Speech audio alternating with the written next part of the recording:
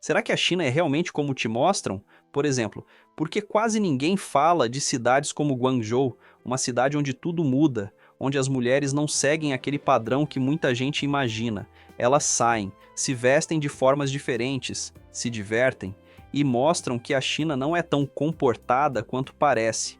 Mas ao mesmo tempo, existe outra camada que quase ninguém explica: a vigilância, câmeras espalhadas por toda parte, tecnologia avançada, monitoramento constante. Só que o mais curioso é isso: você não percebe, a sensação é de liberdade. As pessoas vivem normalmente, caminham tranquilas, saem, trabalham, se divertem. Então a dúvida começa a ficar maior: a China é um país livre ou um país controlado de um jeito diferente? E mais, será que tudo que falam sobre crédito social é verdade? Ou isso também foi exagerado? Hoje a gente vai sair do óbvio, mostrar cidades que quase ninguém no Brasil mostra: as mulheres, o controle, o comportamento.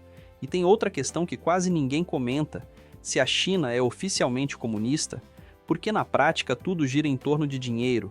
Por que existe tanta ostentação, tantas marcas de luxo, tanta competição para crescer? Será que o sistema é realmente o que dizem? Ou existe uma diferença enorme entre teoria e realidade? Esse conteúdo é polêmico e muitas vezes tem o alcance limitado.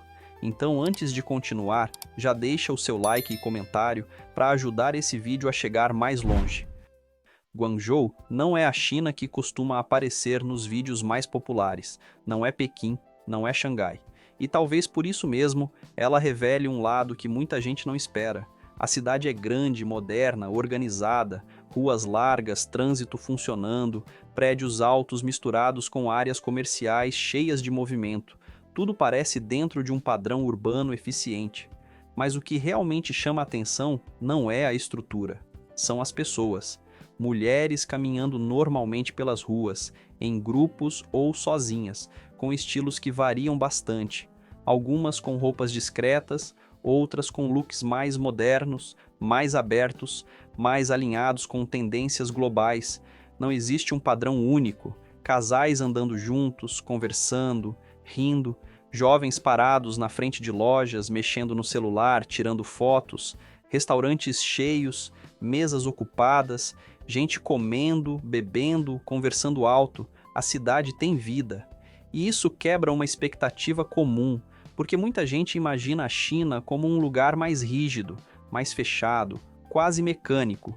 Mas andando por Guangzhou, a sensação é outra. Existe espontaneidade, existe interação, existe curiosidade, inclusive em relação a estrangeiros. As mulheres não parecem presas a um comportamento único. Elas trabalham, saem, se encontram, vivem a cidade. O ambiente não transmite controle visível, transmite rotina, e talvez esse seja o ponto mais inesperado. A China não é como você imagina, mas enquanto tudo parece normal, tem algo acontecendo o tempo todo.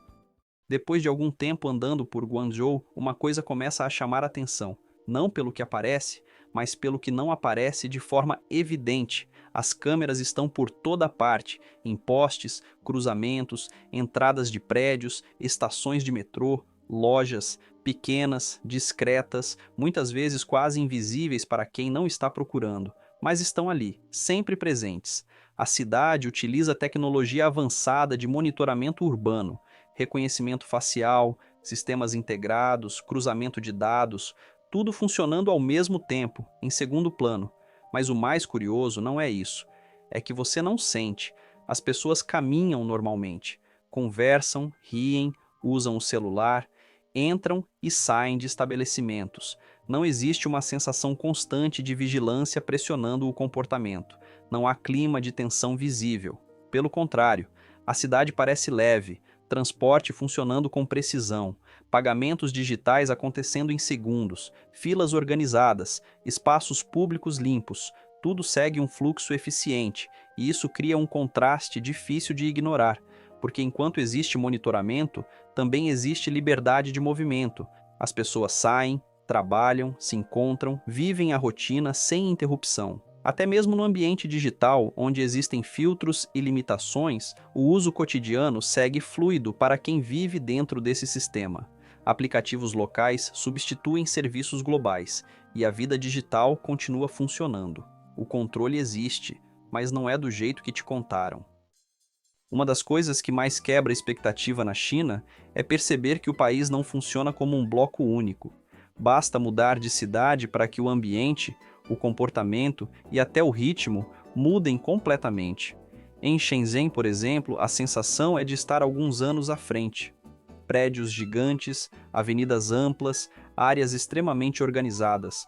Tudo parece novo, limpo, quase silencioso em certos momentos. É uma cidade mais tecnológica, mais direta, com menos interação espontânea nas ruas. As pessoas circulam com foco. O ambiente é mais funcional. Já em Chengdu, o cenário muda. A cidade é mais cheia, mais viva no nível da rua. Comércio ativo, restaurantes movimentados, gente ocupando espaços públicos. Há mais pausa, mais convivência, pessoas sentadas conversando, jogando, comendo em grupo. A vida acontece de forma mais visível. Guangzhou fica no meio desse contraste, moderna, mas ativa, organizada, mas com movimento constante, nem tão silenciosa quanto Shenzhen, nem tão tradicional quanto Chengdu. É uma cidade equilibrada, onde o novo e o cotidiano convivem de forma mais fluida, e isso revela algo importante. Cada cidade tem sua própria identidade, mas existe um padrão que se repete: organização, segurança, funcionamento. Mesmo com diferenças claras de comportamento, todas mantêm uma estrutura que permite que a vida aconteça sem grandes interrupções, e isso desmonta outra ideia comum. A China não é uma só, cada cidade funciona de um jeito. Depois de entender como as cidades funcionam, vem a parte prática. Quanto custa viver nesse sistema na vida real? A moeda utilizada na China é o Yuan, também chamado de RMB, e aqui, assim como no resto do país, tudo depende da cidade. O salário médio mensal pode variar bastante. Em grandes centros como Shenzhen e Guangzhou, fica entre 6.000 e 12.000 yuan por mês, o que dá aproximadamente entre 800 e 1.700 dólares. Em áreas mais desenvolvidas, alguns profissionais ganham mais. Em cidades menores, esse valor pode cair. O aluguel segue a mesma lógica. Em grandes cidades, um apartamento simples pode custar entre 2.000 e 6.000 yuan por mês. Em regiões mais centrais ou modernas, esse valor sobe. Já em cidades menores ou bairros mais afastados, é possível encontrar opções entre 1.000 e 3.000 yuan. A alimentação também varia bastante. Uma refeição simples em restaurante local pode custar entre 15 e 40 yuan, algo rápido, acessível, comum no dia a dia. Já em restaurantes mais completos, o valor sobe para algo entre 50 e 150 yuan por pessoa, e isso cria um cenário interessante. Dependendo da cidade e do estilo de vida, a China pode parecer muito barata. Em outros casos, especialmente em regiões mais modernas e disputadas, o custo começa a se aproximar de grandes centros internacionais. Quando comparada aos Estados Unidos, a China ainda tende a ser mais acessível em vários aspectos, mas quando comparada a algumas regiões do Brasil, especialmente fora dos grandes centros, já não parece tão barata assim. E mais uma vez, o padrão se repete. A China pode ser barata ou cara, depende de onde você está. Depois de caminhar por cidades diferentes, observar o comportamento das pessoas, entender o custo de vida e perceber como tudo funciona, a pergunta final começa a ganhar forma. Até onde vai essa sensação de liberdade? Porque na prática, o que se vê é um país organizado, ruas limpas, transporte funcionando, cidades seguras, pessoas vivendo normalmente, jovens saindo à noite, trabalhadores seguindo rotina, famílias ocupando espaços públicos. Não existe clima de tensão constante, mas ao mesmo tempo existem limites.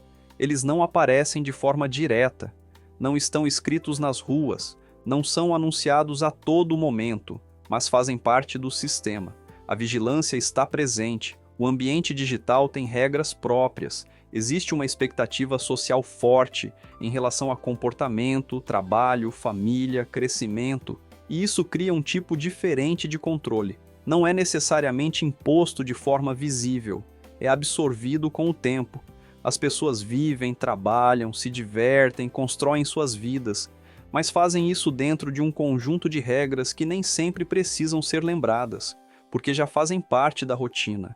E talvez seja exatamente isso que torna tudo mais difícil de definir, porque ao mesmo tempo que existe organização e segurança, também existe estrutura. Ao mesmo tempo que existe liberdade no dia a dia, existem limites que não são ignorados. Nada parece extremo, tudo parece ajustado. E no fim, a sensação que fica não é de um país parado, nem de um país totalmente solto. É de um sistema que funciona dentro dos próprios limites. Na China você é livre, até onde o sistema permite. E para ser sincero, se você mora no Rio de Janeiro ou em qualquer cidade com pouca segurança, isso pode parecer um paraíso. Mas nada é de graça. Sempre existe um custo por trás de qualquer sensação de ordem absoluta, e muitas vezes esse custo não é visível à primeira vista. É fácil se encantar com a superfície. Ruas organizadas, sistemas funcionando, uma sensação constante de controle. Mas é importante olhar além e refletir sobre o que sustenta tudo isso. Cada país faz suas escolhas, cada sociedade define suas prioridades, e o que pode parecer ideal para alguns pode não ser tão simples assim para outros. No fim das contas, a grande questão não é apenas sobre segurança ou desenvolvimento, mas sobre equilíbrio, e isso leva à pergunta final: a China é realmente controlada? Ou só diferente do que te contaram?